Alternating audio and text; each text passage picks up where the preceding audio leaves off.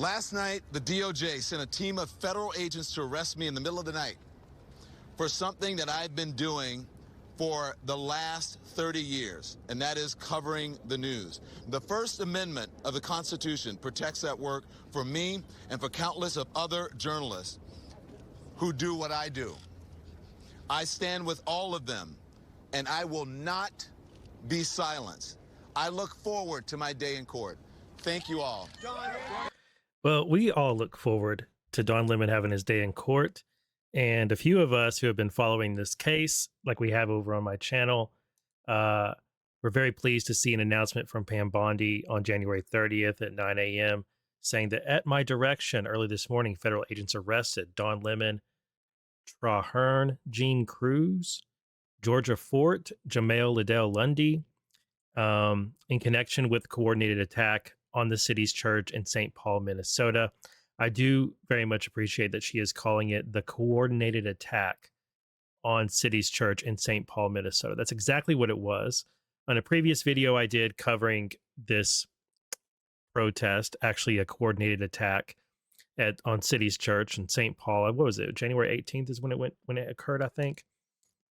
I've done two videos on this. One video going over the affidavit, which led to the arrest of some of the key individuals, the leaders of it. Let's see, actually I've done, this will be my fourth video on it. So in the previous three videos, I went over the arrest of the top three organizers of it, or at least the top two organizers, plus the most rowdy member of the group, that DeWoke farmer guy. And then I went over the affidavit that was filed in support of the complaint that got them arrested. And we went over how they actually were trying to get 8 people arrested. And the magistrate judge approved the arrest of 3 of those individuals, but not the other 5. Among those other 5 who were not arrested were Don Lemon and his producer, who is Georgia, I believe is her name. The Court of Appeals took a look at it, and DOJ, I made a video about that. It's my most recent video on it. It's on Rumble and on YouTube. DOJ took a look at the Court of Appeals took a look at that complaint, and the Court of Appeals said, look, we agree that there was probable cause to arrest Don Lemon, but we're not interested in going back and ordering that and signing off on it. We're not interested in ordering the lower level court to do it, and we're not interested in signing off on that warrant. And the reason was there were other options available to DOJ. In the district court, the Court of Appeals for that Minnesota district didn't want to get involved and issue an arrest warrant when DOJ had other means of getting an arrest warrant. That other means was a federal grand jury, which in this district, they meet Tuesday, Wednesday, Thursday.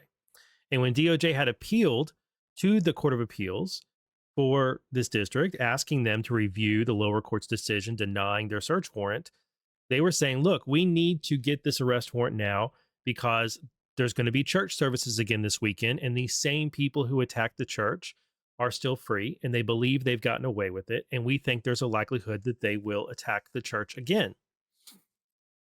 And so we think it's important that we get this arrest warrant as soon as possible, and that we apprehend these people as soon as possible and deter further attacks on city's church or others. Whether you buy that argument or not doesn't really matter. Maybe I think they just didn't have a good enough, strong enough argument to get that across the line. But they did have probable cause, and they did have the option of going to a grand jury and seeing if a grand jury would indict Don Lemon. And lo and behold, they have. And that's what we were looking forward to at the end of my last video on this, is we said, hey, we ended that video saying, hey, maybe there will be, like I wrote in the description, the district has grand juries available Tuesday, Wednesday, and Thursday. Perhaps the U.S. Attorney's Office for Minnesota is presenting a complaint to Don Lemon and on the other 4 individuals to one of those grand juries right now. I posted that on January 27th. And here we are, January 29th. We have a grand jury indictment that covers the same top organizers, Nakima Armstrong, or Levi Armstrong, Chantel Louisa Allen, and then DeWoke Farmer, the most irritable, outrageous guy there, plus Don Lemon, plus Jerome D'Angelo Richardson, Jamel Lyndon Lundy, Trey Hearn, Gene Cruz, Georgia Elise Fort, and Ian Davis Austin. So now we're at 9. We added someone. How you like them apples? So I already went over this complaint, or at least I went over the complaint that led to the original arrest of 3 people in a previous video. And I suspect this one is going to be largely the same, although this first complaint, it was 19 pages. This one's 14 pages. I think it's worth going over it again. So if you're interested in going through this indictment with me, welcome. I'm just human. This is not exactly the kind of case I cover, but close enough to. You can go to in the description of this video or in my profile, you'll find my link tree, and there you can find all the places to follow, watch, listen, and support what I do here, which is follow interesting, particularly politically charged criminal cases. And I cover some other news and do some commentary and occasionally share quotes about things and, just try and promote being human to one another, but also promote justice. And I think that justice protects our humanity and ensures the protection of our rights. And Don Lemon and others violated the rights of everyone in that church that morning. We went over in a previous video, we went over Don Lemon being in that church. We went through his live stream.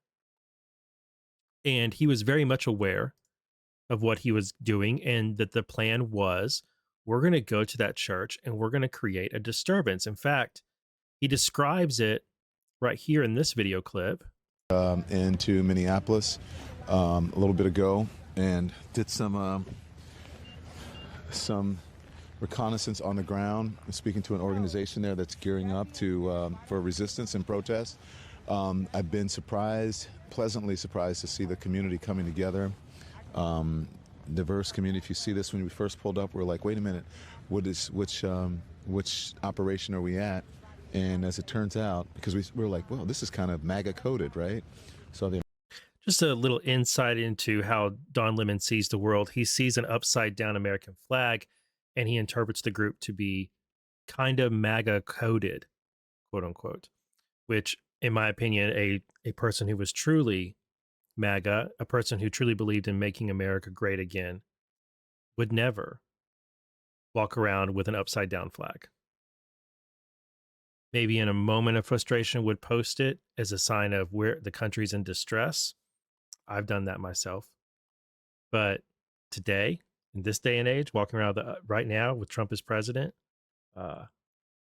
anyway, I think he's actually triggered by just the sight of the American flag, period.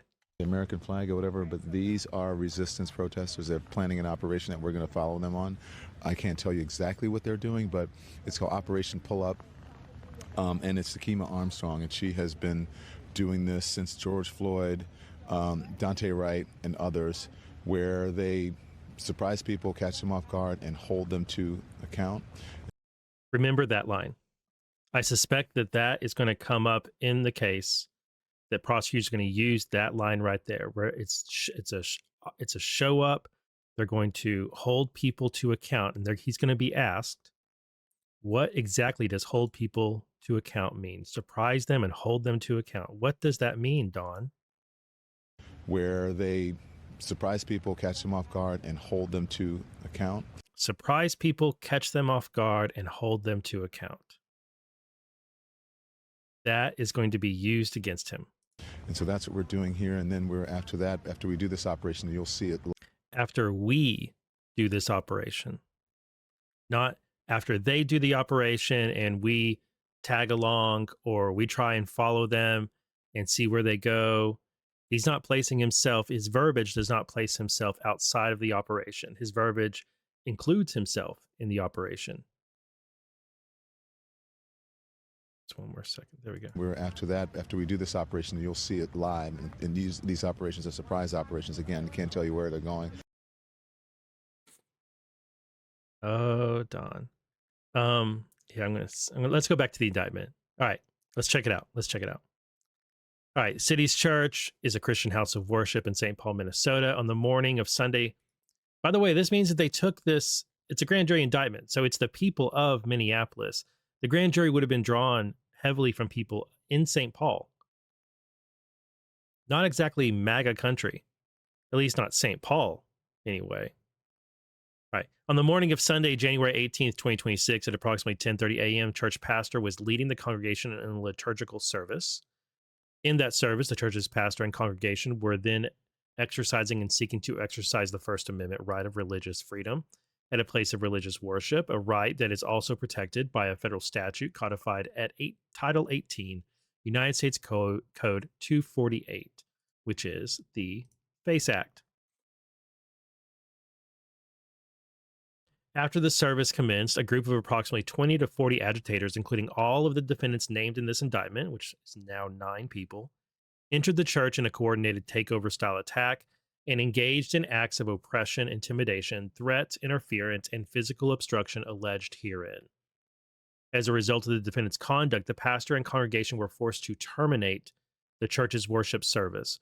Congregants fled the church building out of fear for their safety. Other congregants took steps to implement an emergency plan, and young children were left to wonder, as one child put it, if their parents were going to die. Count 1 is a violation of 18 U.S.C. 241. All defendants, it's conspiracy against rights, specifically conspiracy against right of religious freedom at a place of worship. Conspiracy against rights is right here. And it says, if 2 or more persons conspire to injure, oppress, threaten, or intimidate any person in any state, territory, commonwealth, possession, or district in the free exercise or enjoyment of any right or privilege secured to them by the Constitution or the laws of the United States, they have violated this statute. The allegations set forth above in paragraphs 1 through 4 of this indictment are re-alleged and incorporated herein by reference. Object of the conspiracy: beginning on an unknown date and continuing to or on about January 18th, 2026 in the state of Minnesota. Defendants Nakima Valdez, Levi Armstrong, Chantel Louisa Allen, William Scott Kelly, Don Ronaldo Lemon, Jerome D'Angelo Richardson, Jamel Liddell Lundy, Traherne Jean Cruz, Georgia Elise Fort, and Ian Davis Austin conspired and agreed with one another and with other persons known and unknown to the grand jury to injure, oppress, threaten, and intimidate multiple persons, including the clergy, staff, and congregants of the city's church in the free exercise and enjoyment of the rights and privileges secured to them by the laws of the United States. And because of such persons having exercised such right, namely, exercise under the First Amendment right of religious freedom at a place of religious worship, as secured by Title 18, Section 248C, all in violation of Title 18, United States, Section 241. In order to achieve the object of the conspiracy, the defendants, Armstrong and Allen, together with other persons unknown and known to the grand jury, organized the operation targeting the church, which they dubbed Operation Pull-Up, and promoted it on the internet via Instagram accounts. All defendants met at a shopping center for a pre-op briefing, during which Armstrong and Allen advised other co-conspirators, including Kelly, Lemon, Richardson, Lundy, Cruz, Fort, who is, I believe, Don Lemon's producer, and Austin, about the target of their operation, and provided instruction on how the operation would be conducted once they arrived at the church. Once at the church, all the defendants entered the church to conduct a takeover-style attack and engaged in various acts in furtherance of the conspiracy. In furtherance of the conspiracy and to accomplish the object thereof, defendants Armstrong, Allen, Kelly, Lemon, Richardson, Lundy, Cruz, Fort, and Austin, so that's 1, 2, 3, 4, 5, 6, 7, 8, 9. So all of the defendants, together with other persons known and unknown to the grand jury, committed various overt acts, including but not limited to the following. Overt Act 1. On or about January 17th, 2026, defendant Armstrong posted a flyer on Instagram accounts controlled by her, advertising an anti-ICE action dubbed Operation Pull-Up, telling fellow agitators where to meet to prepare for the operation and extorting them to be ready to mobilize. Overt Act 2. So that's the first one, is a communication. A communication, we're going to engage in an operation. Meet here to plan it out with us or to learn about what we're going to do. Over at Act 2, on or about January 17th, defendant Allen posted a similar flyer on her personal Instagram. So that's the two organizers. Over at Act 3, on the morning of January 18th, all of the named defendants gathered with approximately 20 to 30 other co-conspirators for a pre-operation briefing led by defendants Armstrong and Allen at the parking lot of Cub Foods at 1440 University Avenue, West St. Paul, Minnesota.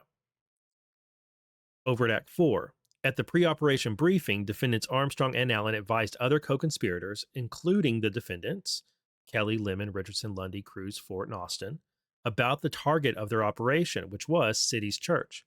And they provided instruction on how the operation would be conducted once they arrived at the church. So at that moment, during over at Act 4, everyone became aware that they were going to a church in order to do what? What did Don Lemon say they were going to do at that church?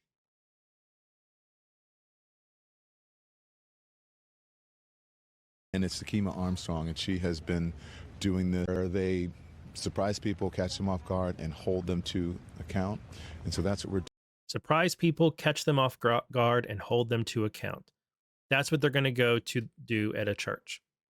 So at this moment, this is when everybody, you could say, became aware that they were about to impede on others' First Amendment right to practice their religion. Over at Act 5, on the morning of January 18th, defendant Lemon began live streaming on his internet-based show, The Don Lemon Show, where he explained to his audience that he was in Minnesota with an organization that was gearing up for a resistance operation against the federal government's immigration policies, and he took steps to maintain operational secrecy by reminding certain co-conspirators to not disclose the target of the operation, and stepped away momentarily so his mic would not accidentally divulge certain portions of the planning session. All right, going back to my video from the other day, I have this segment. Thanks for allowing me to be here. Okay, Thank you, guys. Okay. All right. How are you? Good. To see you. We're on. We're not saying what it is, what's going Good to see you. Kisses around the cheek. So obviously they know each other. on, but thank you. And if you caught it, but he also says, we're on, so don't say where we're going. Allowing me to be here. Okay. Thank you, guys. Okay. All right. How are you? Good. To see you. We're on. We're not saying what it is. We're on, we're not saying what it is. Over at Act 6, during a discussion with defendant Armstrong at the pre-op briefing, defendant Lemon thanked defendant Armstrong for what she was doing and assured her that he was not saying what's going on, i.e., he was not disclosing the target of the operation. B, defendant Armstrong explained that the Operation Pull-Up was a clandestine operation in which she and other agitators would show up somewhere that is a key location where the targets don't expect us and we disrupt business as usual. That's what we're about to go do right now. And defendant Lemon said he would see her there. But thank you.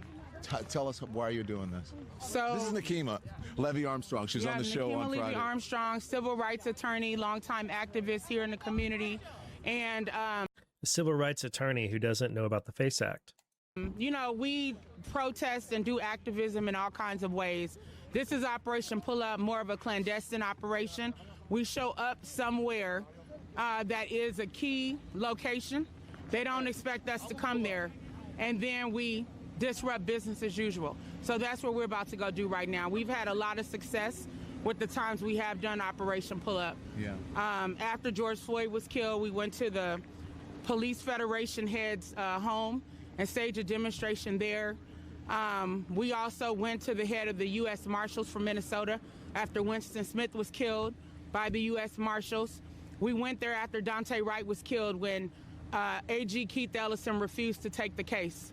And we forced the prosecutor who lived in Stillwater to take the case by showing up there 4 times.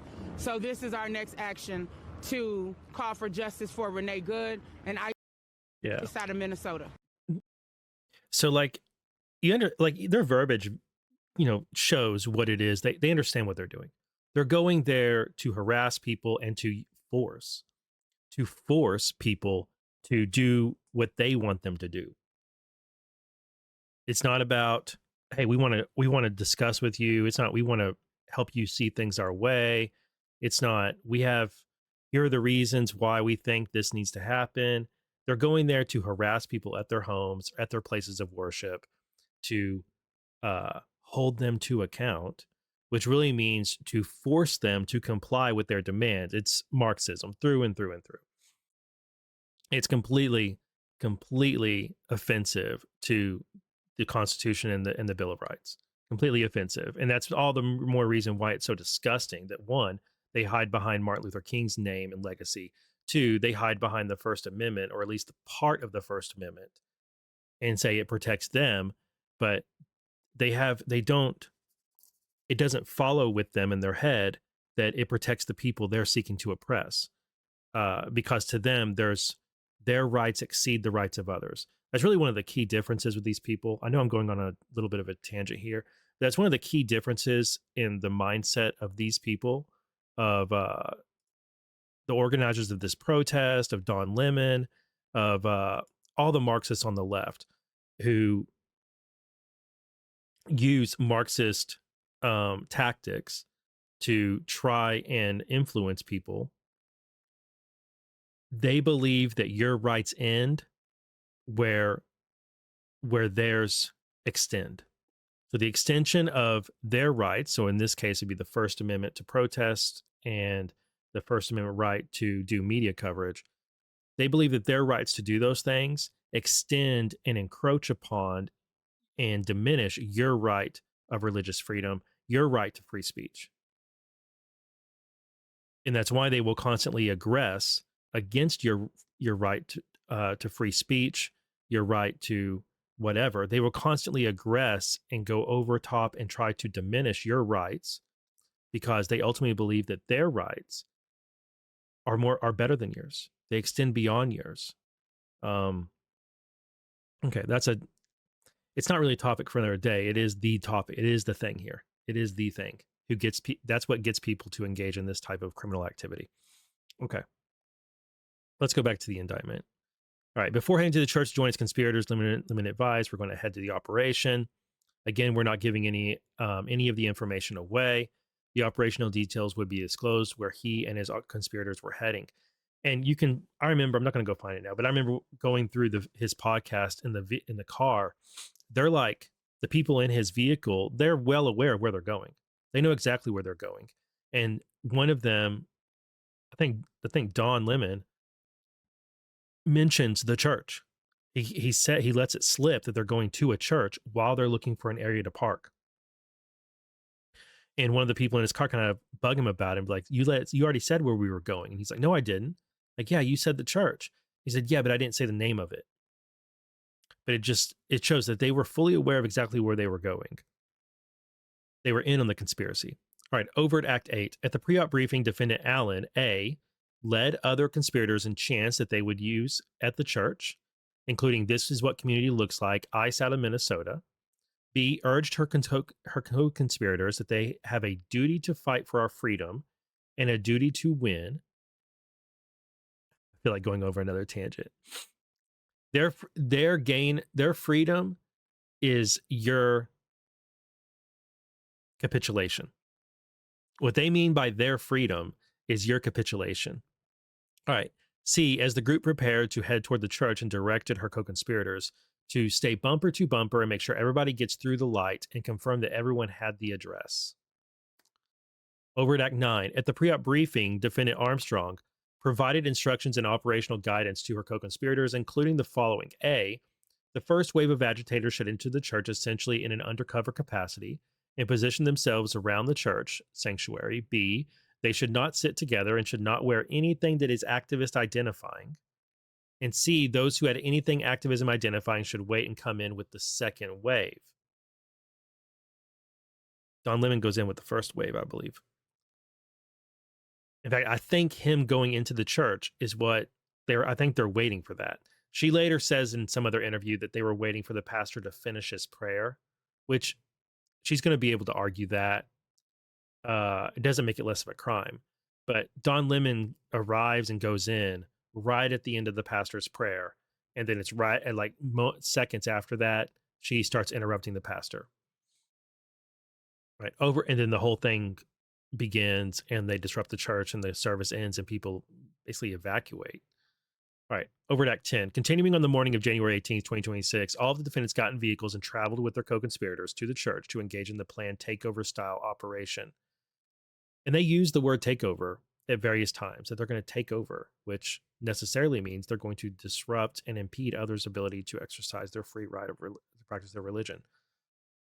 Over at Act 11, while en route to the church, defendant Richardson told Lemon that they had to catch up to the others. And defendant Lemon replied, "Let's go, catch up." And because he was still live streaming, Lemon instructed Richardson and an unidentified male, "Don't give anything away. Don't divulge information about the operation," and advised his audience, quote, "We can't say too much. We don't want to give it up." Over at Act 12. And then they also have a discussion in his vehicle about, like, one of the guys in the vehicle is like, "What are you worried about? You think they're watching our live while they're in church?" And it was kind of like this, Don Lemon got this like moment of, well, not everybody's watching my live stream. There's a weird kind of cringy, awkward moment in his live stream where that comes up. All right, over at Act 12. Continuing on the morning of January 18th, 2026, all of the defendants, together with the other co-conspirators, entered the church sanctuary, with the first wave positioning themselves among the congregants and the second wave, led by defendants Armstrong and Allen, commencing the disruptive takeover operation, in which the first wave of agitators then actively joined. Over at Act 13. As the pastor was beginning his sermon, defendant Armstrong interrupted the service with loud declarations about the church harboring a director of ICE and indicating that the time for judgment had come, and other co-conspirators immediately joined in by yelling and blowing whistles in a takeover attack on the church, all of which quickly caused the situation in the church to become chaotic, menacing, and traumatizing to the church members. Yes. Excellent word choice there. Excellent word choice. I think all of us can agree that if you're sitting in service and the situation is your pastor just got done leading the entire congregation in prayer, you lift your head up and open your eyes after going into that prayer session, and you would probably notice that there had been some movement, there's been some noise and people coming into church as you were praying.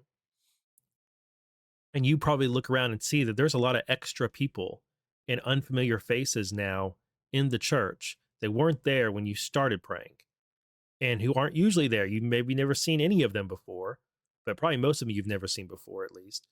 And the pastor also notices them. And in the recording, Don Lemon's live stream, you hear this. The pastor tells people, "Hey, there's some seating and back over there. There's some places to take a seat here. Welcome to the church." And the pastor is being very inviting. And he recognizes there's these new people there and they're all standing around. They haven't taken seats like they're there to join the service. They're standing around like they're waiting for something, which they were. And the pastor, being accommodating, offers them places to sit. And that's when Armstrong decides, "Oh, that's my time to interrupt.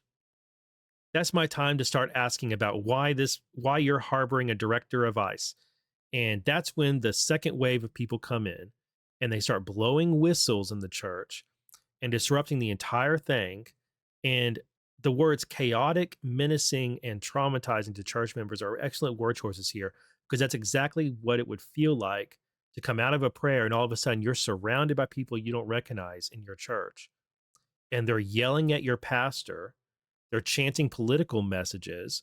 They're blocking exits, and some of them are getting in your faces, accusing you of being Nazis, accusing you of being racist, accusing you of being fascist, whatever.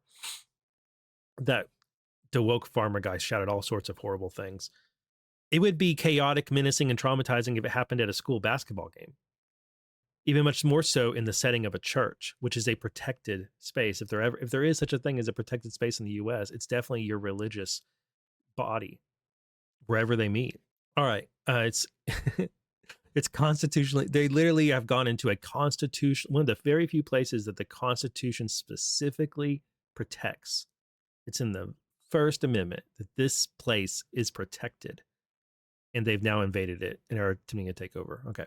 Over at Act 14, while inside the church, defendants Armstrong, Allen, Kelly, Richardson, Lundy, Cruz, and Austin, and others led or joined with their co-conspirators in various chants, including "Ice out, hands up, don't shoot, stand up, fight back," while gesturing in an aggressive and hostile manner which congregants and the pastor perceived as threats of violence and a potential prelude to a mass shooting. Okay, they don't include Lemon in that, or his producer. So that's 1, 2, 3, 4, 5, 6, 7. Okay, so Lemon and his producer, Georgia, are left out of joining in with the chants, but everybody else did. Over at Act 15, while inside the church, defendants Armstrong, Allen, Kelly, Lemon, Richardson, Lundy, Cruz, and Fort, and Austin oppressed, threatened, and intimidated the church's congregants and pastors by physically occupying most of the main aisle and rows of chairs near the front of the church, engaging in menacing and threatening behavior. For some, it was chanting and yelling loudly at the pastor and congregants, and or physically obstructing them as they attempted to exit and or move about within the church. So they're including Lemon and his producer in that behavior. Specifically, I think it's going to be that he physically obstructed them, because I remember in the video, he's in the main aisle and then he goes off to the side and he starts trying to do like interviews and getting in people's face, and you can tell people are trying to leave. And then he confronts them outside too. While inside the church, this is over at Act 16, defendant Austin stood with other agitators in and around the main aisle in the church to intimidate the church members and obstruct and interfere with their freedom of movement, approached the pastor and congregants in a menacing manner, and near the end of the operation, loudly berated the pastor with questions about Christian nationalism and Christians wanting to have their faith be the law of the land. October 17th, over at Act 17. While inside the church, defendant Lundy personally participated in the disruptive takeover operation with other defendants by standing in the main aisle with the others and contributing to the physical obstruction and intimidation of the congregants, participating loudly in some of the chants. One saying that the targeted ICE agent must be out, and punching his fist in the air. Over at Act 18. While inside the church, defendants Cruz personally participated in the disruptive takeover operation with other defendants by standing in and around the main aisle with others and contributing to the physical obstruction and intimidation of the congregants and participating in some of the chants. Over at Act 19. While inside the church, defendant Kelly A. disrupted the service by chanting, "This ain't God's house. This is the house of the devil." B. approached one female congregant who was with 2 young children and demanded to know in a hostile manner why she was not involved in and supportive of the takeover operation. C. screamed Nazi in congregants' faces and asked child congregants, "Do you know your parents are Nazis? They're going to burn in hell." Over at Act 20. Defendant Lemon told his livestream audience about congregants leaving the church and about a young man who Lemon could see was frightened, scared, and crying, and Lemon observed that the congregants' reactions were understandable because the experience was traumatic and uncomfortable, his words, which he said was the purpose. I gotta go find that. Okay, I found the segment. There's a little bit more here, but I want to mention that they're in this church and they've just disrupted the entire service, and there's a lot of noise happening, and there's 2 sources of that noise. There's either the live church band is playing worship music, or there's a computer playing it through the PA. I don't know if it's a recording or if it's a live band. There's enough bass behind it and presence in it that I kind of think there's a live band playing, but I'm not positive. But it seems like what has happened is the pastor or somebody there decided to start playing some worship music. And I don't know if they did that to drown out the people chanting, or if they thought maybe they could get the people chanting, like to try to like redirect, change the vibe of the situation. I'm not really sure, but the people are leaving, gathering their things. A lot of people have already left, but the protesters are over here on the behind Don Lemon, where you see the most people on the left side of the screen. For some reason, I don't think my mouse is showing up. There it is. Over here there's a group of the protesters, including the organizers, who are just shouting and saying their chants. They're just shouting "Ice out" and whatever other chants that they practiced beforehand. Don Lemon is interviewing this person, and he interviewed a few people, and he's trying to ask this person, "Why don't you think that we should have a conversation?" And the guy's being super nice, and he's like, "Yeah, I think it's totally fine to protest and have a conversation, but I don't think it's right to go into a church and just disrupt the whole service and take over the service. I mean, that's not what we're here for." And And Don Lemon's like, well, why don't you want to talk about this stuff? Don't you think it's important to talk about this stuff? And he's like, yeah, but we can talk about it without yelling. And then Don Lemon's like, well, in my house where I grew up, there was a lot of yelling. And the guy's like, okay, well, did the yelling help anything? It's a pretty ridiculous conversation, but they end up shaking hands at the end of it. And Don Lemon thanks him for having a conversation with him. And then Don Lemon decides to walk out, and he makes this comment about how I'm surprised the police haven't been called yet. I'm surprised the police aren't here yet. Why would he be surprised about that? Why would the police be needed? It's an admission. It's not a criminal admission, but it's an admission of his awareness that what they're engaging in is the kind of thing that it's going to cause people to call the police, and for good reason. And then he's going to go into, and he's going to say, he's going to talk about what protesting about, and he's going to make some very incriminating statements. I have it turned down on y'all's volume because it's just absurdly loud. I've watched this whole stream, and I've watched some segments more than once. It's just such a chaotic, ridiculous spectacle. There is no, when you watch this thing, it's very, very clear that the whole purpose of it is to just get in people's faces and yell at them and disrupt their lives and oppress them.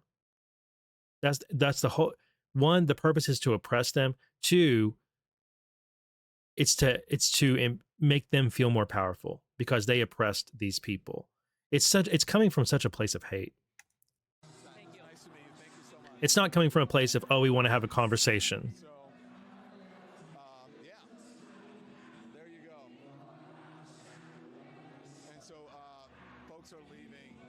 The pastor's here. He's leaving. I'm surprised that law enforcement has not showed up yet. So we'll see. Let's go out front and see what's happening. Let's go out front. So I'm going to take you outside of the church and just show you a little bit, but yeah, that was interesting to watch. This guy here, look, he's hugging his kid. And, you know, I imagine it's uncomfortable and traumatic for the people here. But again, careful, it's very slippery right here. Yeah. It's uncomfortable and traumatic for the people here, but that's what really, careful, please, really slippery. Not kidding. That's what protesting is about. And so there's a... Protesting is about making others, including people in a church service, it's about making them uncomfortable and traumatizing them. You see the police are here. They haven't come in yet, but that police are here. And this is where folks are leaving. Just want to show you, and that's the inside of the church there where they are. And so the pastor, I don't know if you can see in there, the pastor's hugging members of the church as they are about to leave. And so, an interesting Sunday morning for you. What do you think of this? There's a harmless Christian here that wants to praise the Lord with my son, and now I got to go home. I'm sorry that you guys are so angry. I'm just brick. This guy's actually awesome. He gets into a long conversation with Don Lemon, and this guy over and over again is trying to tell Don Lemon, look, we just love you guys. We love everyone. We don't care if you're Christian or not. Don Lemon a couple times tries to like switch it into a you people thing. Like, do you mean us black people is what he's baiting the guy into saying. And the guy's not saying that at all. He brings up that Sunday is a day of rest and this is our time together and worship Jesus. And I'm super upset that you guys have come in here and done this. And it's just wrong. And Don Lemon really doesn't get it. And it's actually, it says so much about this guy and it's all positive. But Don Lemon shows the worst parts of himself in this exchange. I think I should go back to the indictment, but I just wanted to give a shout out to this guy, to this man for the way he handled it. He's very upset and he keeps on saying I'm upset and I don't want to do an interview. I think this guy, to me, this guy really represented what it means to be a Christian in a moment where you've been wronged.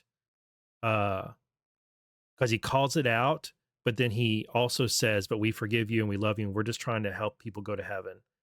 And I wish you guys had chosen to do something differently this day. He doesn't condemn them at all. He just tells them that you've done something wrong. It's a lot of credit should go to that. He's a good guy. All right, back to this indictment. All right, so Lemon admitted all that. Over at Act 21, as the operation continued, defendant Lemon acknowledged the nature of it by expressing surprise the police hadn't been arrived at the church yet, and admitted knowing that the whole point of the operation is to disrupt. So this is what's going to get him on these charges of conspiracy against rights and freedom of access to clinic entrances is what it says here, because the main impetus when it was being pushed was about protecting access to abortion clinics and things of that nature. But included in this act is also the First Amendment right of religious freedom at a place of religious worship, which is where they were at.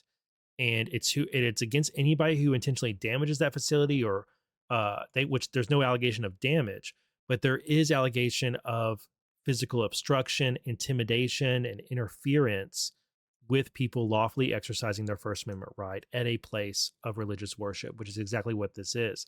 And that's Lemon stating that shows his awareness that he was aware of the impact of what he was doing. He can't say, well, I didn't know that it was going to go that way. I didn't know they were going to have to end the church service. I didn't know that they weren't going to be receptive to what we were doing. We just wanted to have a conversation. That's not going to work. Over at Act 22, while the takeover operation was underway, defendant Lemon asked defendant Armstrong, who is the person that we should talk to? Is there a pastor or something? And she pointed toward the front of the church, but noted the pastor might have run away. Over at Act 23, with other co-conspirators standing nearby, which, by the way, this shows coordination, doesn't it? He's not like just doing independent media, just talking to whoever he can. He goes to the leader of the protest and asks her, who is the person that we should talk to? So that's showing coordination with the people who organized this criminal activity, and Lemon being part of it. He's looking to her for direction. Over at Act number 23, with other co-conspirators standing nearby, defendant Lemon, Richardson, and Ford approached the pastor and largely surrounded him to his front and both sides, and stood in close proximity to the pastor in an attempt to oppress and intimidate him, and physically obstructed his freedom of movement while Lemon peppered him with questions to promote the operation's message. And I believe that occurs. I'm not sure if this is one of the pastors. Is it this guy? The members are speaking to me. They're upset. And you can imagine. Of course they would be upset. So the crowd has significantly dwindled. And the reason, can I talk to you, sir? What do you think of this?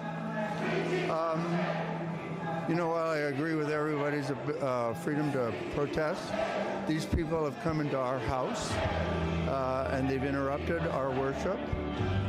This is a house of peace, and we try to proclaim that. And this stirs division and rancor. And in the end, it's not helpful. Ultimately, I believe they've lost. They've emptied a house of worship. Everybody's gone home. Their point has been proven worthless. And so, in the end, I think they lose. But more importantly, if I was to break into any of their houses uninvited, cause derision and upset according to their values, I would be kicked out ultimately. It's not a good way. I feel violated.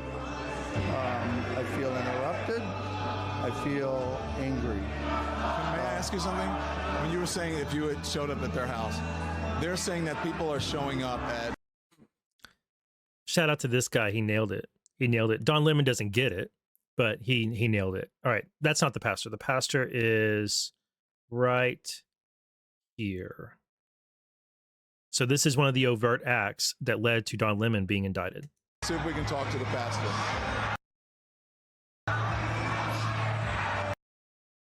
That's the live stream, not me. Don't worry, he'll come back. Maybe while they're here, That's the pastor in the suit.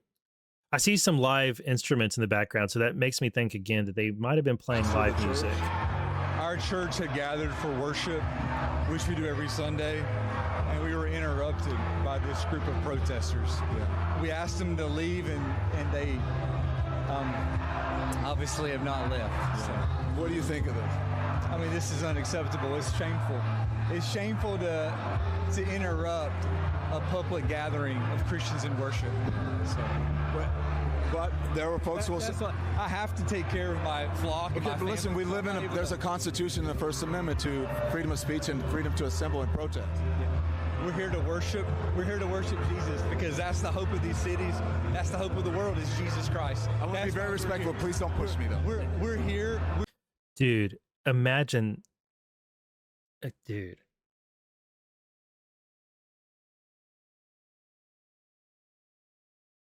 I just don't even know what to say about that. Don Lemon has just committed so many crimes, and then he has the temerity, the ugly temerity, to tell this pastor, please don't push me, as the people Don Lemon brought in there or showed up there with are pushing around the Christians there gathered to worship, are pushing them around and yelling at their children. And Don Lemon's like, oh, please don't push me, while he's getting in this guy's face. We're here to worship Jesus. Yes. That's why we're here. Yeah. Okay, that's why we're here. Okay. That's what we're about. Don't you think Jesus would be understanding we're about and love these folks? We're about spreading the love of Jesus. But did you try to talk to them as a Christian? No one is willing to talk. Okay. I have to take care of my church and my family, so I asked that you actually would also leave this building. You don't want us to Unless chronicle what happened? Unless you're here to worship. I'm always worship. I'm a Christian. We're here to worship. Yeah. We're here to worship. Okay. Thank you very much. I appreciate it. So that's one of the pastors of the church. And it's kind of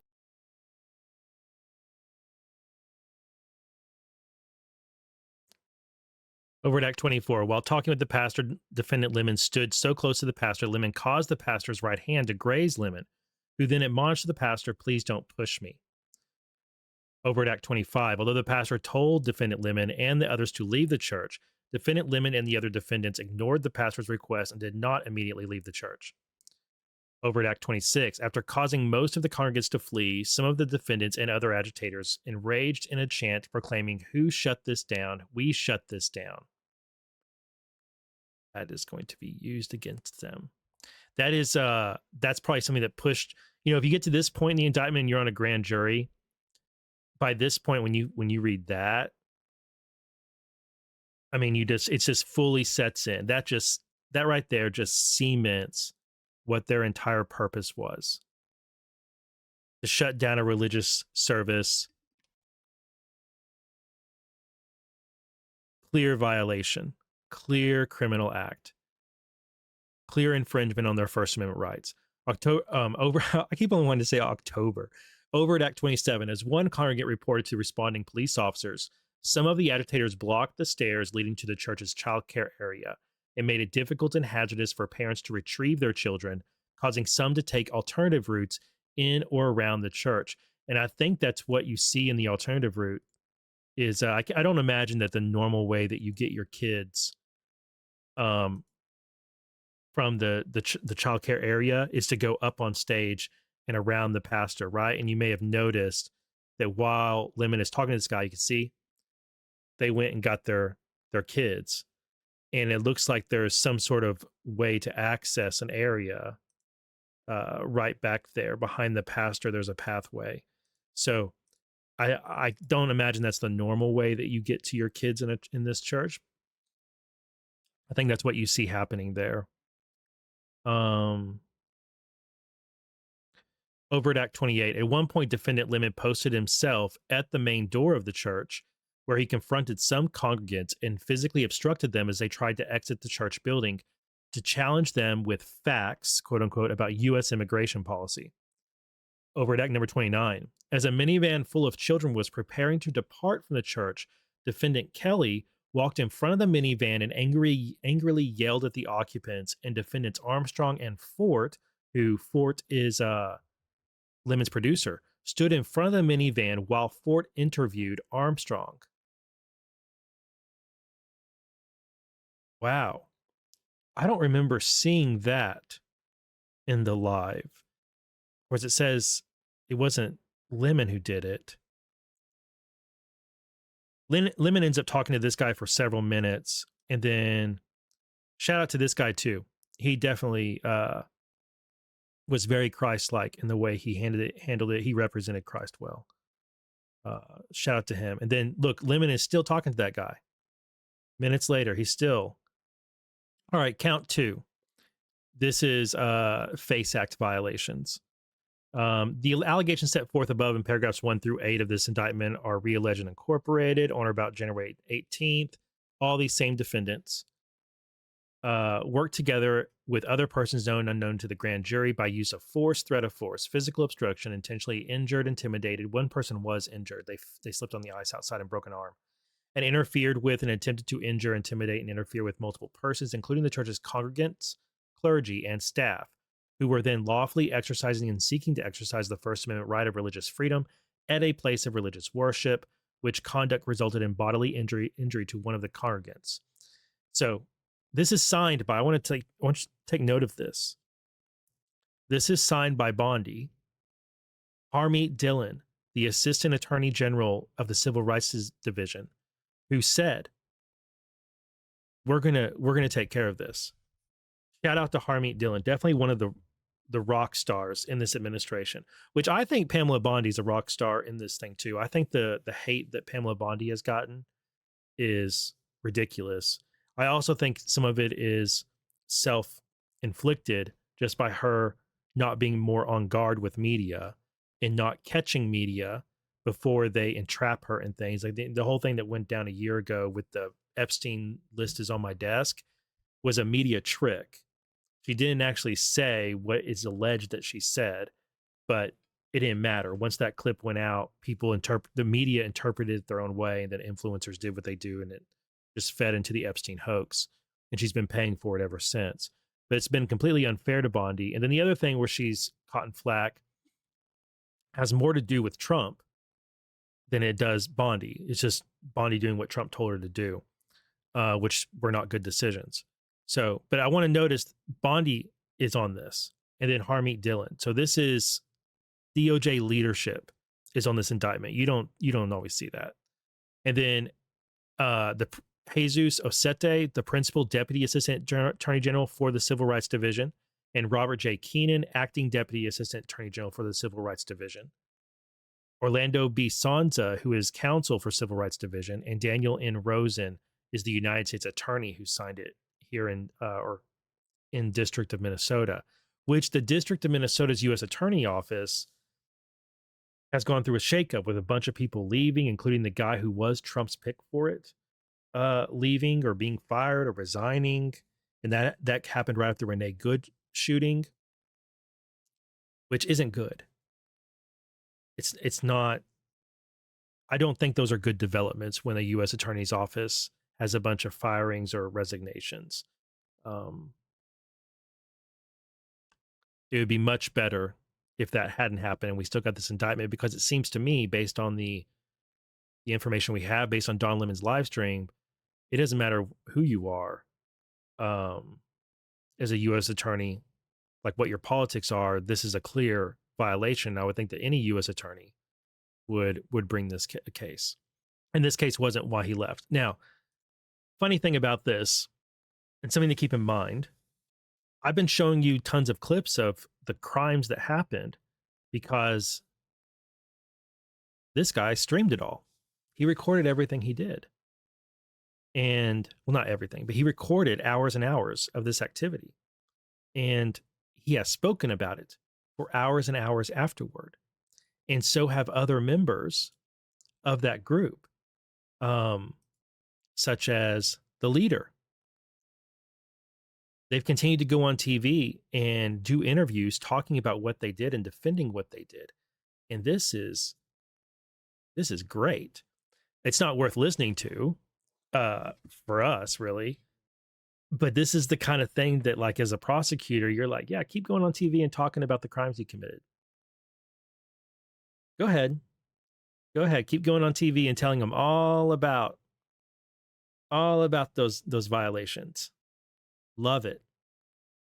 And Don Lemon's going to keep doing it. And I bet this lady will keep doing it because she thinks she's a civil rights attorney and she's a rock star of the new civil rights movement. And their egos are so big. Her and Don Lemon, their egos are so big, and their Marxist inclinations and just their mode is so strong, and they feel so justified in what they do that they can't resist talking about it over and over again. They think that they are MLK types, and they talk about it in that way. And they think that they're doing something that is noble and right and just. That's also why it's so dangerous. That's also why she, like Don Lemon, you can make fun of him all you want. You can make fun of him all you want. He's actually a very dangerous he has a dangerous mind. And I don't mean that he's going to go and personally do something dangerous. I mean that the thinking that he has in his head, that he is in the right, that as he joins a group that violates the First Amendment rights of churchgoers, intimidates their children, yells at their children, yells at their parents, blocks their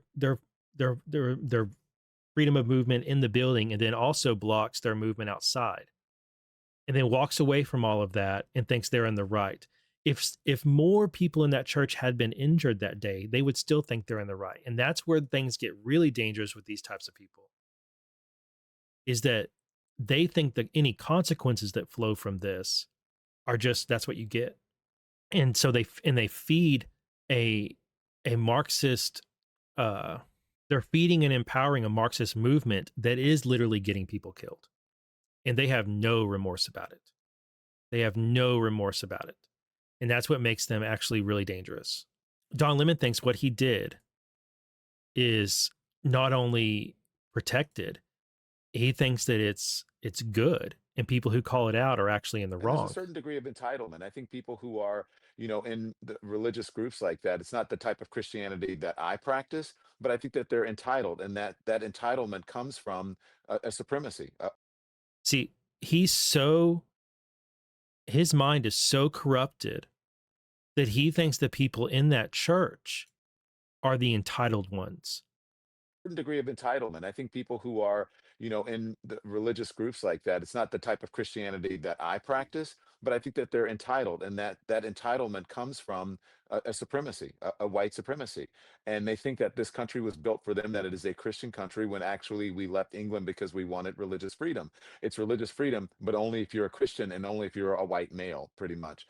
And so, yeah, I absolutely 100%, but it's an intimidation tactic. And, I said, I don't understand how I've become the face of it when I was a journalist. I do understand that I'm the biggest name there. And I'm also, as I was on with my producers this morning, you and Kylie talk all the time. My producers were saying, I said, how did I become the face of this? And my producer said, Don, you're a gay black man in America. He sees those Christians in the church that they disrupted. They're the entitled ones. They're the supremacists. This is all about race and homophobia in his mind, because he has that persecution complex, which is extremely dangerous. A persecution complex is extremely dangerous. I have a study on that. And there's a certain degree of entitlement. Here we go from Steve Stewart Williams, who is a great follow. His Substack is excellent. I don't read very many Substacks, but his is one that I do regularly read. The tendency to see oneself as a victim strongly predicts support for political violence. And that in a graph, that in a statement, is why Marxist movements like BLM, anti-government movements, who are based off of, we're being oppressed by whatever group it is, movements that are based on, we're a victim, you're the oppressor, and we're going to overthrow your power, tend towards political violence. And we've seen it over and over and over again. Disrupting people, doing what these 9 defendants did in St. Paul, Minnesota on January 18th of this year. While I didn't see anything that I would interpret as violence, it sure got close, didn't it? And it's easy to see why people in that congregation would feel like they were moments away from something violent occurring in their house of worship. So good on DOJ for following through on this. I really didn't doubt it. I doubted that I thought a grand jury, it might be a little, you get a bad draw on a grand jury and it was super leftist, that they might not, but it's really strong here. So we'll see what happens from this point. I'm following this case. I'll be making more videos about it. I'm less interested in it because it's Don Lemon. That's the celebrity angle of it having Don Lemon in it actually kind of puts me off to the case. But the First Amendment implications are highly interesting to me, and then its association with BLM. So because these I think it's Chantel Louisa Allen, who's the co-organizer of it. She's the chapter leader of BLM. So this was a BLM disruption of a church. So, all right. Thanks for watching the video, and I will see you guys on the next one.